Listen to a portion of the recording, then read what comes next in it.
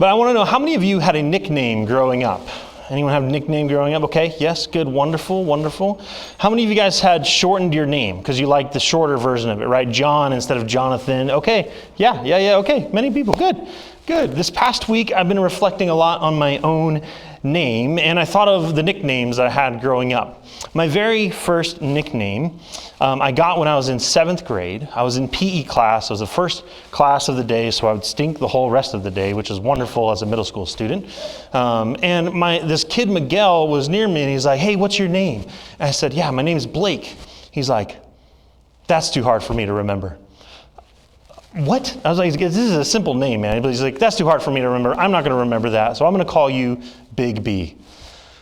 Okay, all right, fine. I was Big B for the rest of the year, for the whole rest of the few years. I was nicknamed Big B because he could not remember the name Blake.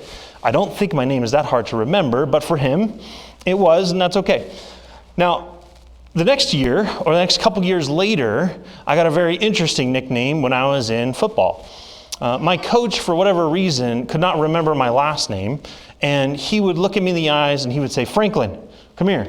I'm like, "I'm not Franklin. I don't know who Franklin is, but I guess I'll come." He's looking at me. So I would go, and I'm nervous. I had never played football before. I felt out of my element. I was just this big guy, and I'm like, "Okay, I'll just go, coach." And then this happened for like weeks, like literal weeks. I just went by Franklin. And then eventually, one of my teammates said, "Coach, that's not his last name." And he looks at me, and he's like, "What?" I was like, "No, it's not. It's not my last name. My last name's Plimpton." He's like, "Why didn't you say anything?" I was like, I don't know. I'm just here on the field, coach. Put me in. I don't know. Make me run laps. I don't know." And so I got called Franklin for weeks on end by my coach, but then that ended up devolving into the nickname of Frankenstein because they thought I was a monster and a beast on the field, and they mistook me for the monster that Frankenstein created, and they just called me Frankenstein. So that then was my football nickname. The last nickname, which many of you are probably familiar with, became my formal name for many of years because no one called me anything else other than this. And it came from the famous Substitute Teacher skit by Key and Peele. And I was formally named Balake for years. 4 years I was named Balake. It was great. People were like, "You want to go to war, Balake?" I'm like, "No, I don't. I really don't want to go to war. I just want to make chicken." And they're like, "Okay." And so I was working in a Hawaiian restaurant, but every time they needed something, they're like, "Balake, we need some chicken." I was like, "Okay, no problem." I never got called Blake. The whole 2 years I was there after that skit, never got called Blake again, always Balake. And I just rolled with it. I was like, "There's no way I'm getting out of this." Now, I didn't mind all these nicknames. Thankfully, I didn't get any negative nicknames associated with me, but I was able to have a lot of these nicknames, and I just played along because why not? But it would always mean more to me. It meant so much more when my friends would call me by my real name, or my family would call me by my real name. Right? And this is true of several people I know. There's one gal at Biola where I went to get my undergrad, and she would always introduce herself as Alex. And I was like, "Is that your full name?" And she's like, "No, my full name is Alexandra." And I said, "Well, what would you prefer?" She said, I prefer Alexandra." I was like, "Okay, well then I will call you Alexandra." And for a long time, I was one of the only few people who called her by that name. And then many months later, even potentially one of the years later, she came up to me and she said, "It means so much to me that you would call me by my full name. I always feel like I have to shorten it because it's too long for other people." And even my own brother, for years, we had nicknames for him as a family. And a lot of people would call him Matt. But I remember at dinner one time, he just told us, he's like, "I don't like to be called Matt. My name is Matthew." And so I call my brother Matthew. I don't call him Matt. I don't call him Matty. I just call him Matthew because that's what he asked me to do, and that's what he asked us to do. So I call him by his name. Our names mean a lot. And as we look at this passage today, I hope we're going to see that same reality come into play. In our gospel passage, John is showing us the day the tomb was found empty. We see Mary Magdalene got to the tomb early in the morning before the sun had even broken, and by herself. She notices the stone has rolled away from the entrance and runs. So then tells the disciples to see what she has seen. Once Peter and John hear the news, they run to go see it for themselves. John just so happens to get there first. He stoops down and sees the linens laying inside the tomb. And then Peter, in classic Peter fashion, when he arrives, goes straight in. He avoids any of the cleansing laws or any of the awkwardness of just what is like going into a tomb and what is that like. He just goes straight in. And in there, they find the same thing, linens, laying on top. And it might seem like a very small detail, but this part of the story is intentional for a couple of reasons. First, the scene reminds us of Lazarus rising from the dead. Just a couple of weeks ago, we read this story together. We talked about Lazarus raising from the dead. And let me just remind you of John 11, verses 43 and 44. Jesus, when he had said these things, he cried out with a loud voice, "Lazarus, come out."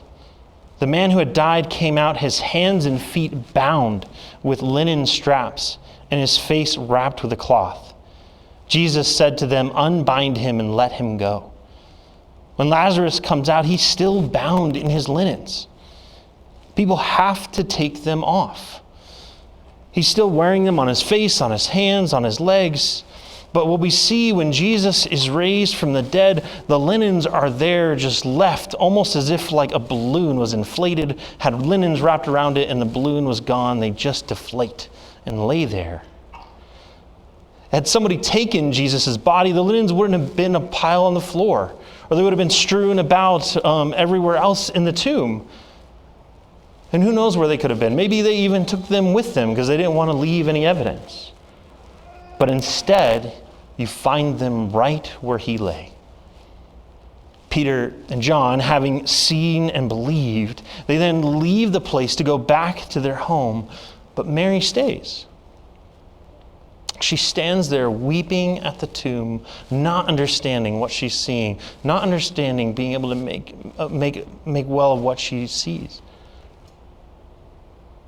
And it's there we see these two angels appear.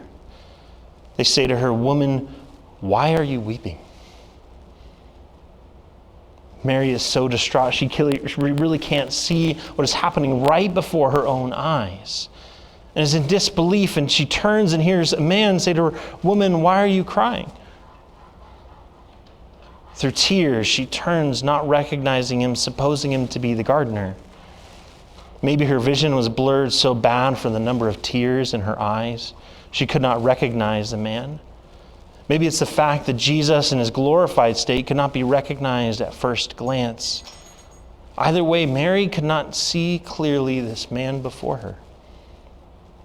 And so she says to this, quote, gardener, "Sir, if you have carried him away, tell me where you have laid him, and I will take him away." And then Jesus responds, "Mary." And before I go any farther, what I want you to understand is what John is doing here. There's so much beautiful imagery wrapped up in this one scene because of what he's been doing through his whole gospel. At the very beginning of our passage, he uses the word "the first day," indicating to us that first this happened after the Sabbath, the day where God rested and was in the ground. Creation also began on the first day, not the third, not the fifth, but on the first day. And just like the first day, light was separated from darkness, and now there's a clear divide between darkness and light. The resurrection then is the announcement to all of the cosmos that death has been defeated once and for all, that the darkness covering this earth is no more because the light is casting it away. The darkness has been separated from the light in this new creation announced by Jesus outside of the tomb. And we see all of the events, even so far with Mary and the disciples, taking place in a garden. Just like that garden had made in the beginning, the place where man was made for the first time. And now, standing in the garden is not Adam and Eve, naked and ashamed of what they had done, bringing sin into the world. It is actually the God-man Jesus walking in the cool of the day, having been given a new body, a glorified body, as a new Adam who is ushering in a new world. And now God calls out to his creation by name, Mary.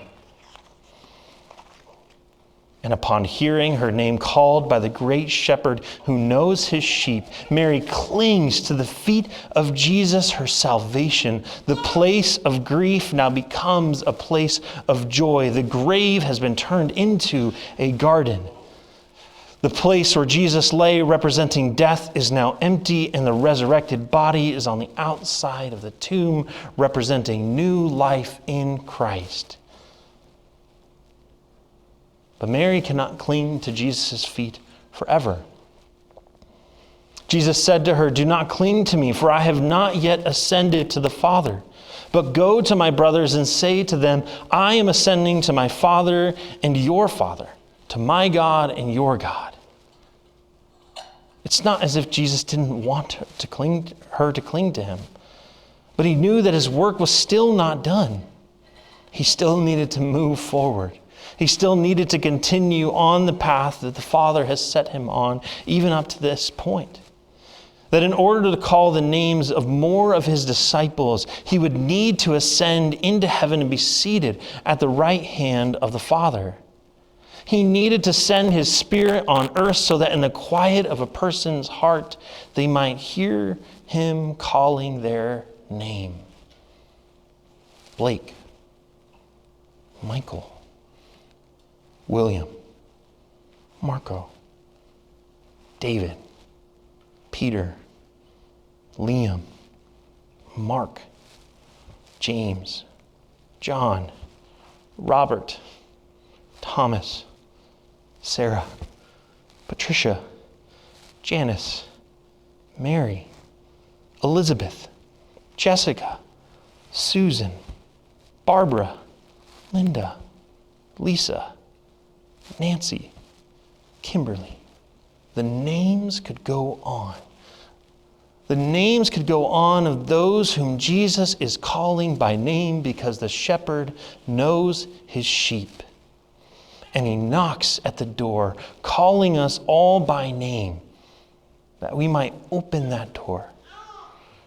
That in the quiet places of our hearts, we would hear him call us by name because he knows you and he loves you. He died for you. He descended to the dead. He rose again on the third day, ascended and is seated at the right hand of the Father, that his Spirit would penetrate this earth and call people by name. He knows you. He knows you. God is calling you by name. Are you listening? Some of us here have known Jesus a long time. And we remember that very moment that we heard Jesus say our name for the first time. We remember the many times where we found ourselves like Mary, covered in grief, so saturated that tears come through and we don't understand why, and they continue to come and just cloud us. And then in the quietness, we see our names being called. Where the power of the resurrection, where Jesus in the midst of our grief is with us and calls us and says, I am the resurrection and the life.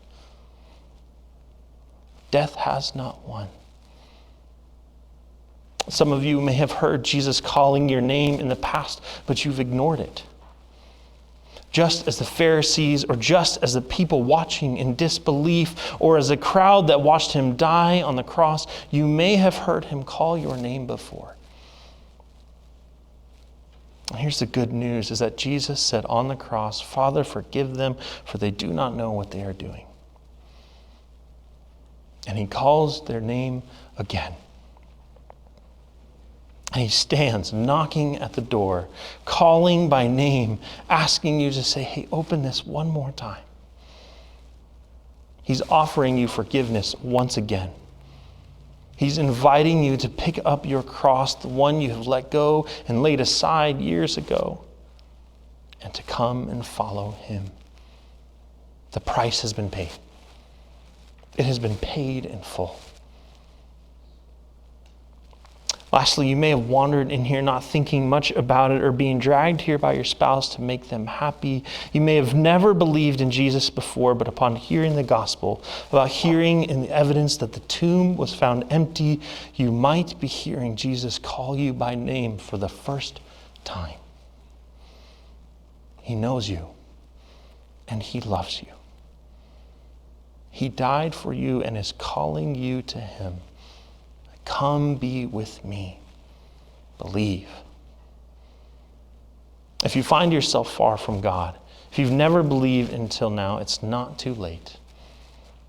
Run to Jesus. Cling to his feet. Be like the disciples who go running to the tomb to find it empty. Be like Mary who runs, and when she finally sees Jesus, cling to his feet, weeping, and her grief and sorrow is turned to joy. And you can do it right now. Wherever you're sitting, wherever you might be, praying a simple prayer. It could be, Jesus, I believe and I want to follow you. I have sinned and fallen short, but you died for my sins and put my faith in you. Father, forgive me. It doesn't have to be those words exactly. It doesn't have to be that. It doesn't have to be something written and orchestrated, but it could be a simple prayer that says, Lord, forgive me. And if you have prayed, if you are praying that prayer for the first time, come find me. Come find me after service. I want to celebrate with you and help you walk into the fullness of what it means to be saved. I want to show you what it means to believe in Jesus and the new life he has on offer for you. I want to bring you to the waters of baptism that you might be raised to walk in newness of life as a new creation.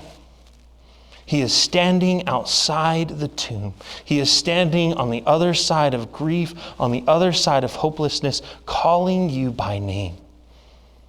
Will you respond to him? Will you allow him to speak into your grief? Will you allow him to speak into your sorrow? And will you turn to Jesus, the one who has taken death and conquered it once and for all? Will you respond to him today? Will you cling to his feet even as they're soaked and covered